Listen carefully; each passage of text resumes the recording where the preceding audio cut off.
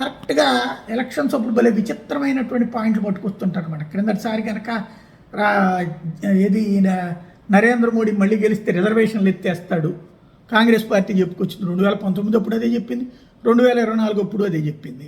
రిజర్వేషన్లు ఎత్తేస్తాడు. అలాగే దేశం పేరు మార్చేస్తాడు, భారతదేశం తీసుకొచ్చేసి హిందుస్థాన్ పేరు మార్చేస్తాడని. ఏమైనా మార్చారా? అట్లాగే ఇప్పుడు ఇదివరకు దక్షిణాది రాష్ట్రాలన్నీ ఒకటి అని చెప్పుకొచ్చినటువంటి స్టాలిన్, దక్షిణాదిని అన్యాయం చేస్తుందని చెప్పుకొచ్చినటువంటి స్టాలిన్ ఇప్పుడు కొంచెం భయం పట్టుకున్నట్టుంది, కొత్తగా రెచ్చగొట్టే ప్రయత్నం ప్రారంభించాడు. ఏంటయ్యా అంటే బీజేపీ కనుక గెలిస్తే, అంటే ఏఐఏడిఎంకే గెలిస్తే, బీజేపీ అందులో ఉంది కాబట్టి, సెంట్రల్ గవర్నమెంట్లో ఉంది కాబట్టి తమిళనాడు పేరు తీసేస్తారట. మరేం పెడతారంటే దక్షిణ స్థానాన్ని పెడతారట. ఏముంది దాంట్లో? ఆ పేరుతో ఏమరుగుతుంది? దక్షిణ స్థానం, ఉత్తర స్థానం, రాష్ట్ర స్థానం అనుకోవడానికి.